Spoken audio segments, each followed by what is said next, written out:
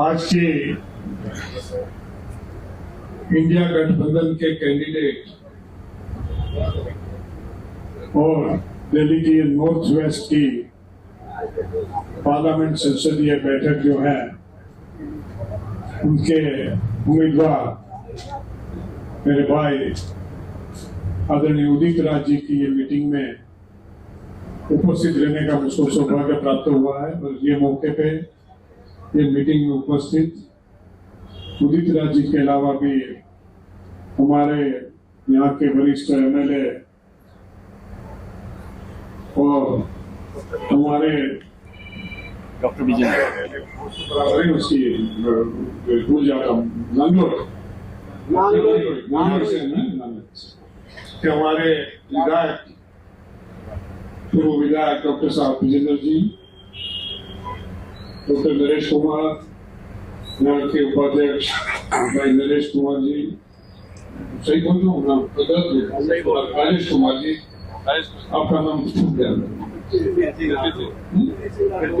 राठौड़ जी, सुखबीर सिंह जी, हमारे सीनियर विधायक राणा जी, हिमाचल के हमारे पुरी साहब, यहाँ सभी मंचस्थ लीडर्स, यहाँ पदर हुए सभी भाइयों बहनों साथियों मेरे कार्यक्रम मित्रों, आप सबको ये मौके पे बहुत बहुत बधाई देना चाहता हूँ, आप सबका अभिवादन करना चाहता हूँ और आप सबके शुभकामनाएं पेश करना चाहता हूँ कि हमारे ये कैंडिडेट को इतनी जंगी बहुमत से हम जितवा के लाएंगे कि शायद इसके स्वागत के लिए आप कोई मीटिंग बुलाओगे तो इसी प्रकार के 10 लोगों की आवश्यकता है।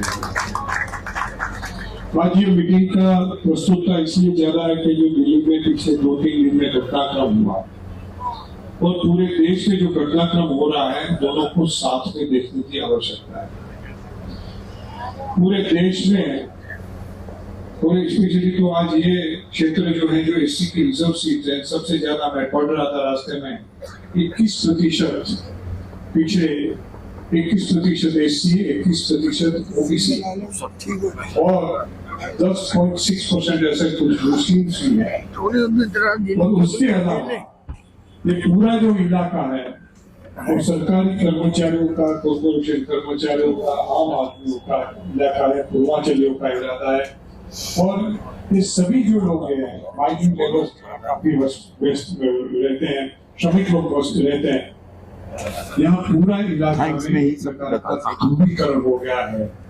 एक और थोड़े चंद लोग 20%, 25% ऐसे लोग हैं जो बहुत सुखी लोग हैं, आमदनी खर्च से कई गुना ज्यादा है। जो बचत होती है वो शेयर में लगाते हैं या कोई रियल एस्टेट में लगाते हैं। और दूसरी ओर वो लोग हैं कि जो अपने बच्चों की शिक्षा के लिए, घर में कोई बीमार है तो उसके स्वास्थ्य के, उसके इलाज के लिए, घर में जो है कोई व्यवसाय में जो कोई बेरोजगार हो गया, खुद की भी जो है कि जिसको कल क्या है पता नहीं है, पति जो है शायद कोई कॉन्ट्रैक्ट लेबर करता है, बच्चा पढ़ लिख के जिसके पर पूरी ताकत लगा के कर्जा लेके उसको पढ़ाया है मगर 5 साल से आज उसके पास रोजगार नहीं है तो उसकी रोजगार में भटक रहे हैं। बेटी बड़ी हो गई तो उसकी शादी का सर के पर एक बड़ा बोझ जो है लगा रहता है। परिवार में माता पिता जो है अवस्था प्राप्त है, उसकी स्वास्थ्य की बड़ी जिम्मेदारी उसके पर लगी हुई है। और ये परिवार 70% परिवार ये क्षेत्र में रहते हैं और बड़े परेशान हैं। और भारतीय जनता पार्टी और मोदी जी जो करने जा रहे हैं कि ये संविधान ही बदल दे, लोकतंत्र को खत्म कर दे, रोजगार के अधिकार को खत्म कर दे, ऊपर जो छत है उसके अधिकार को भी खत्म कर दे, सभी प्रकार के अधिकार को खत्म करते हुए वो कानून लागू करने जा रहे हैं।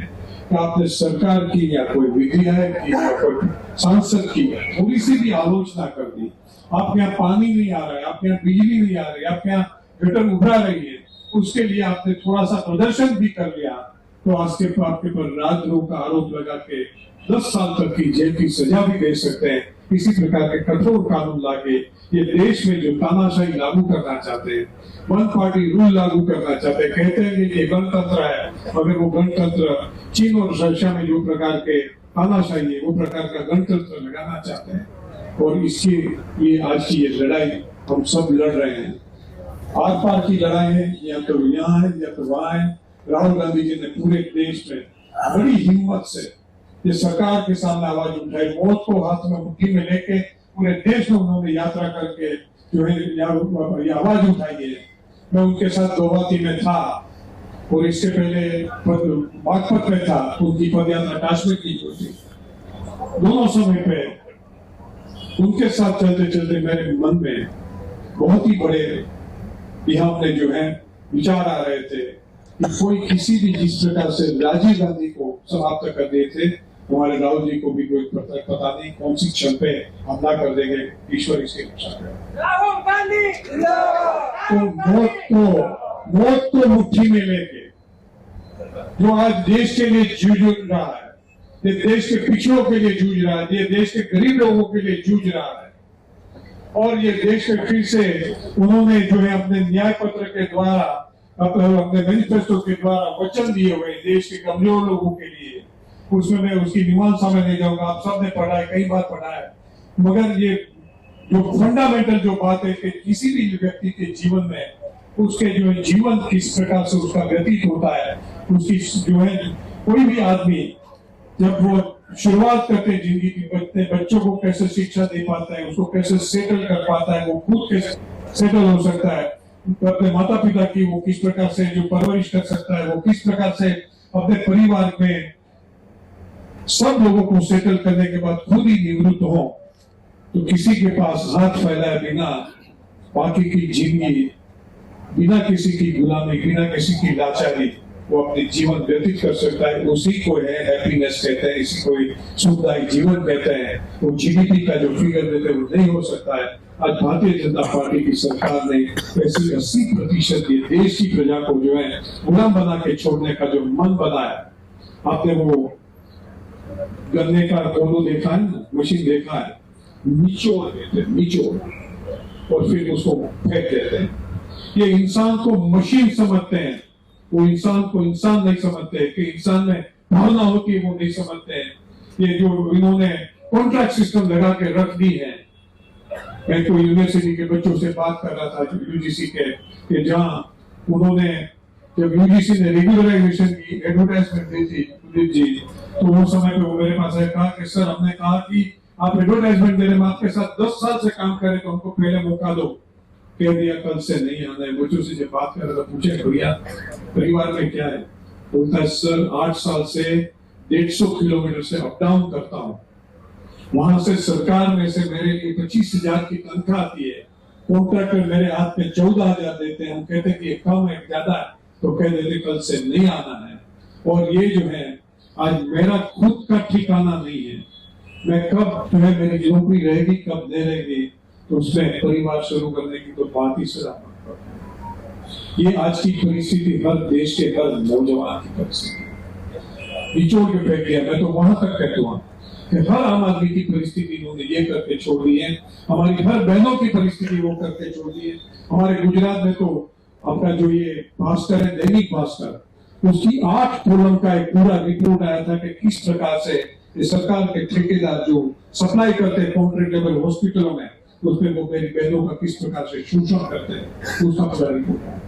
और ये सभी पैसे ये लोग खा लेते हैं। वहां से 25,000 लेना, 15,000 देना, बाकी के 10,000 वो कॉन्ट्रैक्टर, ऑफिसर और मंत्री तीनों मिलकर खा जाते हैं। तो ये जो है परिस्थिति पूरे देश की इन्होंने करके छोड़ी है, उसमें से देश को मुक्ति दिलानी है, तो ये बात ये सरकार करने की आवश्यकता है।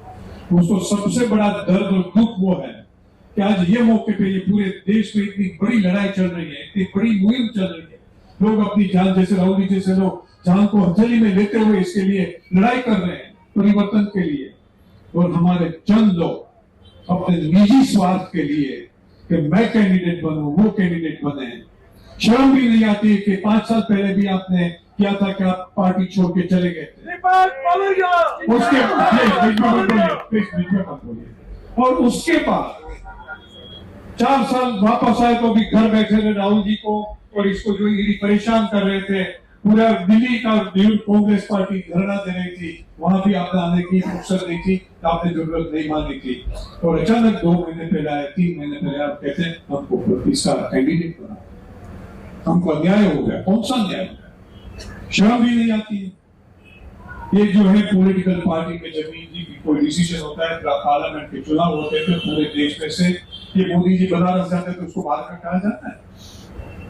नहीं कहा जाता। तो ये जो है ये पूरे देश में हमारी जो जरूरत होती है उसके आधार पर कैंडिडेट का निश्चित किया जाता है, उसका क्रम देखा जाता है, उसकी पार्टी में उपस्थिति की आवश्यकता देखी जाती है। ये सीट पे उदित राज जी एमपी थे। ये जो है भारतीय जनता पार्टी को जब इसका चांद जो है सूरज निकल रहा था उसको लत मार कर अपनी पार्टी के साथ आ गए, और वो समय पे आज के पिछले 5 साल में ये देश के पिछड़ों के लोगों के लिए, गरीब लोगों के लिए किसी की भी जो है परवाह किए बिना लगातार आवाज उठा रहे हैं। इसी प्रकार का एक मजबूत ईमानदार आपके पास लीडर आ रहा है, इतनी हिम्मत वाला लीडर आ रहा है, और इसके लिए आप कहते हैं कि वो योग्य नहीं है। उसको तो बड़ा ताजुब होता है। ये जो है मतदान के अधिकार की बात होती थी, मैं पूरे देश में कई लोगों से, कई लीडरों से बात कर चुका था कि हमको ये मुद्दा जो है मीटिंग में उठाना चाहिए। ये एक ही जो है मर्द का बेटा था जिन्होंने दिल्ली में कहा कि बाबूलाल जी इसकी बात मैं उठाऊंगा और इसकी मीटिंग मैं करूंगा, और उन्होंने जो है प्रेस क्लब से जो उसका ऐलान छेड़ दिया। मोदी सरकार भी जो है 1 सप्ताह के लिए तो गड़बड़ा गई थी। उन्होंने जो जितने भी यूट्यूबर इसका लगा रहे थे, यूट्यूब में वीडियो लगा रहे थे, उसका जो है इसका मुआवजा जो देते वो बंद करके भी उसको ब्लैकआउट करने की कोशिश की।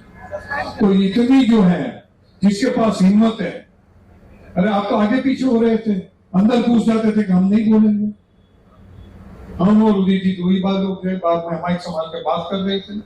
तो ये जो है ये प्रकार के लोग जब बात करते हैं तरस आती है, दया आती है, और अफसोस भी होता है। मैं अपने आप को, मैं अभी आ रहा था, मेरे ये साथी, मेरा प्रिय बेटा, मेरा ड्राइवर बैठा था, मैं कह रहा था किसी ने कुछ बता दिया, कुछ वीडियो देख रहा था, मैंने धर्मेंद्र उसको समझाऊंगा, मैं रात दिन का ये उजागरा ये स्वार्थी लोगों के लिए मैं कर रहा था। शायद मेरा परिवार भी मुझको माफ नहीं करेगा और ईश्वर भी मुझको माफ नहीं करेगा कि ऐसे गलत लोगों के लिए आप अपनी शक्ति का खर्च कर रहे थे। पार्टी जो है, आप सबसे मैं कहना चाहता हूँ, पार्टी अपनी माँ होती है। माँ बाप जब बच्चे को जन्म देता है, उसकी परवरिश करता है, उसको पढ़ाता है, लिखाता है, उसका एक व्यक्तित्व बनाता है, और उसका व्यक्तित्व बनाने में कोई कह दे, हमारे मोदी जी कहते हैं गुजरात में यूनिफॉर्म लेके जाते थे, कोई गरीब परिवार के घर में बच्चों को नया यूनिफॉर्म पहना दिया, फोटो सेशन कर लिया, और कहते ये बच्चे को डॉक्टर बना देना है। और उसकी माँ के हाथ में कहते थे, बहन कोई भी काम हो तो मेरे नंबर पे फोन करना। हमारे यहाँ हीरा के सभी कामदारों की जो है परिस्थिति बहुत खराब हो गई, वो बहन है रातों रात उसके हस्बैंड बेरोजगार हो गए, लगातार फोन लगाती रही, वो फोन पे उठाता नहीं था, और वो बहन ही कहती थी इसके बाद बच्चों की शिक्षा के लिए हम कह रहे हैं कि अभी हमारी शिक्षा के लिए फीस नहीं है, तो उसके लिए तो करो। यहाँ बैठी हुई मेरी हर बहन जो है वो बात जानती है कि अपने बच्चे को डॉक्टर बनाना, तो उसके लिए क्या परिश्रम लगता है, पढ़ाना, उसको करना, मोटिवेट करना, उस स्पर्धा में उसको प्रोत्साहन हो जाए, इसी प्रकार से तैयार करना। जैसे कहते हैं लोहे के चबे चबाने का जो काम होता है, वो बेटे को डॉक्टर या उसका को बेटी को इंजीनियर बनाने का काम होता है। तो ये जो परिश्रम होता है, उसके सामने ये जो है माँ बाप अपने बच्चों को अपनी जात को बेच के बढ़ाते हैं, उसको मजबूत करते हैं, उसका व्यक्तित्व बनाते हैं। और वही चीज जो है मैं कहता हूँ, ये पार्टी जो है किसी भी पॉलिटिकल परिवार में पॉलिटिकल वर्कर को आगे करती है। मैं वो मध्य प्रदेश में रोज उदाहरण देता था, दिग्विजय सिंह जी आपके जैसा, ये हमारा तुम्हारा नाम है बार बार भूल जाता, अंकित गुर्जर, इसी प्रकार के ऐश्वर्य के लड़के थे। शुरुआत की थी 11वीं 12वीं कक्षा से, वहां से उठाते उठाते वो प्रदेश के मुख्यमंत्री बने, कांग्रेस पार्टी के मुख्यमंत्री बने, और 2018 के चुनाव में उनको जिम्मेदारी दी गई थी कि समन्वय का काम करवाए, सब जगह पे समाधान करवाए। गोरे पे निकलते थे, रात को 2-2 बजे 5-5 हजार लोग जंगल के रास्ते पे उनके स्वागत के लिए खड़े रहते थे। वो दिग्विजय सिंह जी, एक दिग्विजय नाम का लड़के को दिग्विजय सिंह जी बनाया, इतना सम्मानित बनाया, वो किसने बनाया? ये पार्टी ने, ये माँ ने बनाया कि जिसके कांग्रेस पार्टी ने वो उसका कद दिया, जिसकी वजह से वो इतने सम्मान बने। और वही जो है, अब मेरे लिए मैं कह सकता हूँ, दीपक बाबरिया जैसे हजारों युवा ये देश में हो सकते हैं, लाखों युवा हो सकते हैं, कुछ हो सकते हैं। जब मैंने शुरुआत की आज से 52 साल पहले, मैं केमिकल इंजीनियरिंग में स्टडी करता था, स्टूडेंट था, उसके बाद एनएसयू से शुरुआत की। आज आप लोगों के बीच में आपका प्रभारी बन के खड़ा हूँ, आगे पीछे आप लोग भीड़ लगाते हैं, सम्मान देते हैं, सम्मान देते हैं। 3-3 घंटे से मेरा इंतजार करके यहाँ बैठे हैं। ये जो है दीपक बाबरिया की पहचान, वो कांग्रेस पार्टी का मैं जनरल सेक्रेटरी हूँ, वो पहचान है, नहीं कि दीपक बाबरिया की पहचान है। वो मान सम्मान आप देते क्योंकि पार्टी को सम्मान देती है। 4 घंटे से आपका दर्शन करने के क्या निश्चित रूप से मैं आप सबका बहुत ही आभारी हूँ, धन्यवाद करता हूँ और क्षमा भी चाहता हूँ कि जो है पूरे दिन का मेरा प्रोग्राम डिले हो गया था, फिर भी मैंने पूरी तरह जी को वचन दिया था कि मैं आऊंगा, तो मगर मैं आपको फिर से वो बात करके जाना चाहता हूँ।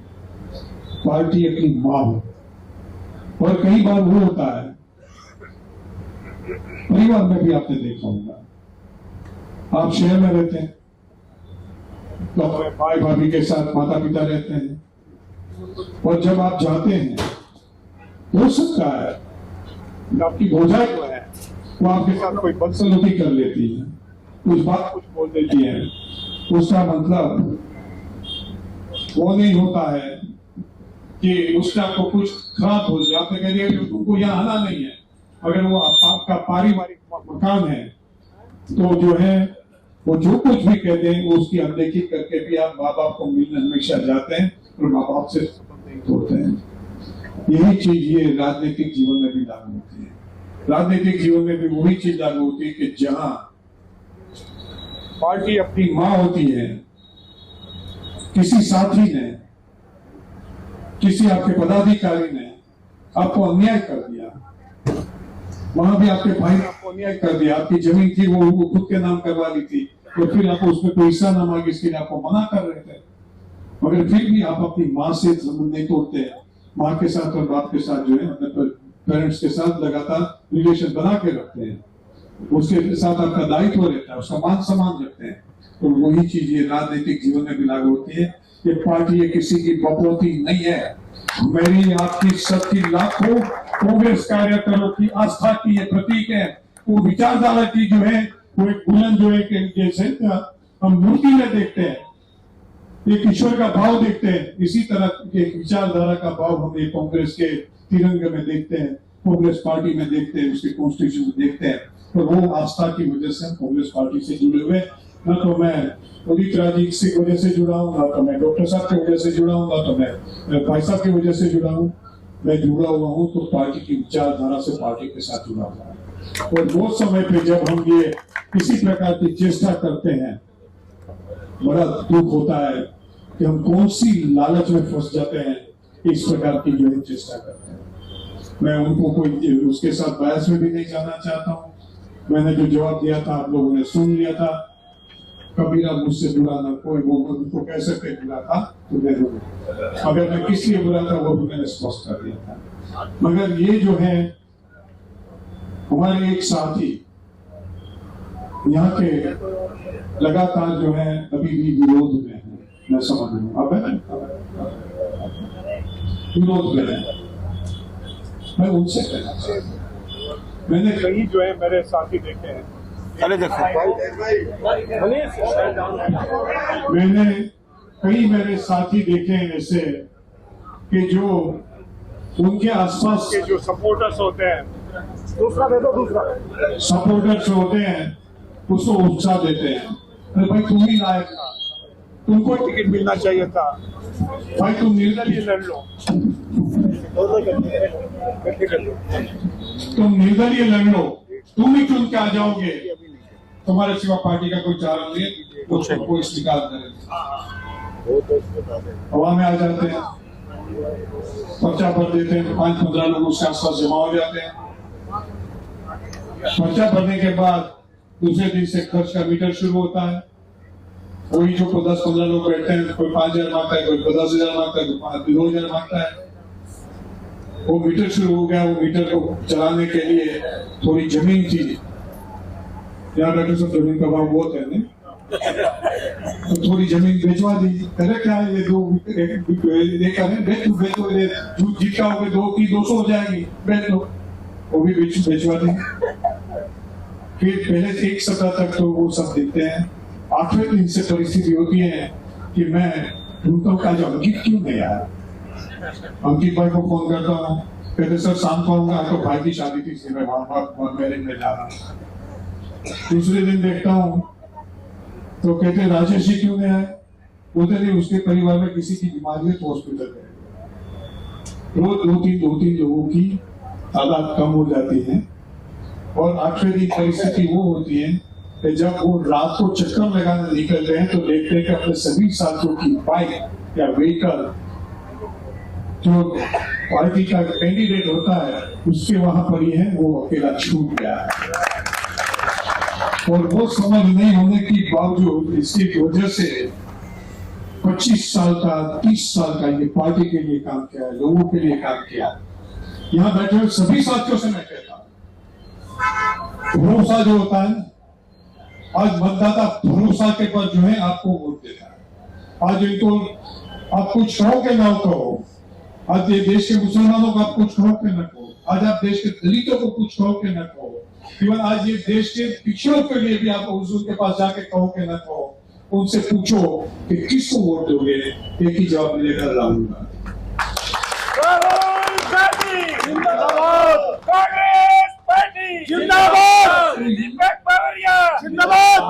भैया राहुल गांधी बाकी किसी से। तो ये जो है देश में जो परिस्थिति है उसको वोट जो मिलता है, जो श्रद्धा बनती है, आपका पूरा भरोसा बना हुआ कि झूठ नहीं होते, मोदी जी बोलते नहीं झूठा, कुछ बनना नहीं है। तो ये भरोसा जो है सबसे बड़ी चीज है। किसी कार्यकर्ता में भरोसा होता है। कोई कार्यकर्ता बड़ी बात करके जाता है, ऐसा कर दूंगा वैसा कर दूंगा, जहाँ पानी भी नहीं रेती है कहते हैं वहां समंदर लगा दूंगा समंदर लगा दूंगा, ऐसी बातें करते हैं, उसकी कोई वैल्यू नहीं होती। भरोसे के धागे में वो ताकत होती है कि 2 टन का वजन उठा लेता है। 2 टन का उसका स्ट्रेचिंग होता है ना, तो वो मशीन में 2 टन का टेंसाइल स्ट्रेंथ होता है। अगर आप इसको थोड़ा सा भी झटक देते हो टूट जाता। तो जीवन में किसी भी वर्कर को वो काम नहीं करना चाहिए। मुझे बड़ा खेद हो रहा है, मैं उसको लेडीज के बारे में नहीं कहना चाहता, मगर एक बार वो बीजेपी में गए, पार्टी को बड़ा धक्का लगा था इनके वहां से, उसमें से बाहर निकलने में शायद मैं भी कोई निमित्त बना कि फिर से उसका भरोसा जो है लगवा के उसको जिम्मेदारी दी। आज उन्होंने दूसरी बार पार्टी की लीडरशिप का, पार्टी के कार्यकर्ताओं का और दिल्ली की प्रजा का भरोसा। और यही चीज मैं आपके जो यहाँ के जो लीडर है, बड़े कर्मठ है, मैं मानता हूँ बड़े कर्मठ है, जीतते करते काम में लगे रहते हैं, मगर वो उनकी खुद की बीच में अपने आप को चित्र में रख के मानते हैं कि बस मेरे साथ अन्याय हो गया, मेरे साथ अन्याय हो गया करके जो आज उन्होंने जो मूवमेंट लगा के रखी है, नुकसान उसको खुद को भी होता है, पार्टी को भी होता है, कैंडिडेट को भी होता है, पूरा एटमोस्फेयर प्रदूषित होता है। वो नहीं समझ पा रहे हैं कि ये करने से वो अपने आप की अपनी प्रतिभा का कितना ही ये नुकसान कर रहे हैं, उनको पता नहीं होता है। तो ये वो बात समझे, आप सबके जरिए आप सबके अनुरोध से मैं उनसे अनुरोध करूंगा कि भैया बहुत हो गया। आपको मैंने वहां तक कहा था कि आपको लगता है सचमुच कि मैंने आपको नुकसान पहुंचाया है, मेरे साथ 8 में 8 मिला के मेरे इस्तीफा लेके कल ऐसा आपको जाके दे देता, वहां तक मैंने कहा। सभी ये एक 3 सीट थी, 3 एक अलग जगह पे दे दी थी, आपके रिजर्व सीट के सबसे ज्यादा काबिल उदित राज जी को माना गया, तो उसके लिए जो है इतना जो वो अपना खुद का भी दर्द पैदा करे, लोगों के लिए साथ में भी करे, वो उसको उचित नहीं लगता है। ये मीटिंग में ये बात नहीं कहनी चाहिए, मगर फिर भी सुरेंद्र जी के लिए जो मेरे मन में थोड़ा सा प्रेम वो भी है कि एक अच्छे वर्कर है, तो अच्छे वर्करों का मान सम्मान करना चाहिए। मगर इसके साथ जैसे अपना बच्चा होता है, बहुत होनहार होता है, बहुत प्यारा होता है, तो आप उसको प्यार करते हैं, मगर कोई लिमिट जो क्रॉस कर देता है तभी आपको उसके साथ बड़ी नाराजगी भी हो जाती है। मैं आज उनसे वो भी कहना चाहूंगा कि बहुत हो गया, अभी इससे आगे आप मत जाए, बहुत नाराजगी ले तो आपको भी नुकसान करेगी और हम सबको भी नुकसान करेगी।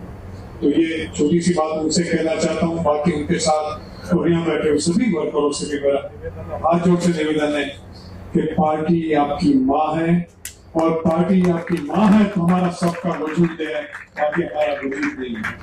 तो लोकतंत्र में हम और आप राजनीति में क्यों आते हैं? 25 साल, 30 साल, 40 साल, मेरे जैसे लोगों ने 50 साल पूरे कर दिए, कहा सकते मुझसे भी ज्यादा सब लोग एक अपने रिकॉग्निशन की सोच में आते हैं, यहाँ आते हैं कि भाई मैं यहाँ बन जाऊंगा तो मेरी जान पहचान बनेगी, मेरे समाज में मेरा रुतबा बनेगा, जो है लोग मुझसे मिल जाएंगे। अब ये हमारी बहनें इतना काम करती हैं, एक महिला उसके पास कुछ समस्या लेके जाती है, पुलिस स्टेशन फोन करती है, कुछ पहचान बनी है, काम होता है तो दूसरी 25 महिला आती है। एडमिशन का प्रॉब्लम हुआ, आपका विधायक आपका काउंसिलर का है, उसने कुछ कर दिया, लोगों की लाइन लग जाती है। तो ये मान सम्मान की शोध में हम आते हैं, मगर ये सभी आपका काम तभी बनता है जब राज्य में और देश में आपकी सरकार होती है। राज्य में और देश में आपकी सरकार ही नहीं है तो एक के पीछे कितने भी चूने लगा दो, कोई वैल्यू नहीं है। इसी तरह किसी वर्कर की वैल्यू नहीं है। बहुत लंबा समय गया, मगर एक छोटा सा उदाहरण भी आपको समझाने के लिए बता दूं कि जब मैं एक डिस्ट्रिक्ट का इंचार्ज था, वहां NSU का हमारा एक अध्यक्ष लड़का था, बिल्कुल पकड़ रहा था, पंडित का बेटा था, बड़ी मुश्किल से खुद की पढ़ाई भी करता था, मगर दमदार था। तो उसकी CM साहब से उसकी पहचान हो गई थी, हमारे अमर चौधरी साहब से। वहां के डिप्टी कलेक्टर की डेस्क में फोन उठा के CM साहब से बात कर रहा था, तो वो सोचता था कि ये क्या बहुत है। फिर उसको जब अहमदाबाद की मीटिंग होती थी, कहा जाता था कि 50 लोगों को लेके आ जाओ, तो वो डिप्टी कलेक्टर कहते साहब मेरे पास तो कुछ नहीं, हमारे लिए कोई वाहन की व्यवस्था करवा दो। तो वो डिप्टी कलेक्टर उसको खुशी खुशी एक नहीं 2 वाहन की व्यवस्था भी करवा देता था, 50 लड़के निकालता। मगर वो क्यों था? क्योंकि वो कांग्रेस का वर्कर था। वो प्रशासन में बैठे हुए अफसर लोग सोचता है कि इनकी फौज तो जो है माकन साहब से है, इसके साथ है, उदित राज के साथ सोचे, खड़गे साहब के साथ सोचे, और वो जो है काम का आदमी है, आपका काम हो जाता है, आपको किसी को कहने की भी आवश्यकता नहीं रहती। तो यही जो है हमारे लिए सबसे बड़ा महत्वपूर्ण है कि देश में फिर से संविधान को बचाने के लिए, अपने आप की प्रस्तुतता राजनीति में प्रस्थापित करने के लिए कि हमारे कैंडिडेट को हमको चुन के लाना चाहिए, और उसके लिए हम सब अपनी जान की बाजी लगा दें। यहाँ जो मेरे सभी जितने भी भाई बहन साथी हैं, वर्कर हैं, सबसे मेरा निवेदन है कि आपने ये 5-15 दिन जो कुछ भी करना था, प्रदर्शन किया, आपकी भावना व्यक्त की, वो सब माफ, मगर आज अभी ये घड़ी से जो है आपकी फिर पूरी की पूरी जो है पूरी आपकी प्रतिबद्धता पार्टी के लिए बन जानी चाहिए, और पार्टी के लिए आप काम करना शुरू कर दें। ऐसा मेरा आप सबसे निवेदन है, अनुरोध है। और ये मैं डॉक्टर उदित राज जी को मेरी बहुत शुभकामना देते हुए मेरी बात समाप्त करता हूँ। आप सबका बहुत ही धन्यवाद करना चाहता हूँ। थोड़ा लंबा समय ले लिया, इसलिए आपकी माफी भी चाहता हूँ। धन्यवाद। जय हिंद, जय भारत। कांग्रेस पार्टी जिंदाबाद, कांग्रेस पार्टी जिंदाबाद। अभी आदरणीय बावरिया जी के कर कमलों से कार्यालय का उद्घाटन होगा। हालांकि इसकी योजना बड़ी थी, आज हजारों लोग आए, चले भी गए। मैं समझ सकता हूं कि 3 घंटा 4 घंटा का पेशेंस होता है। थैंक्स की धन्यवाद प्रस्तुत करने के बाद आदरणीय बावरिया जी के साथ हम लोग चलेंगे और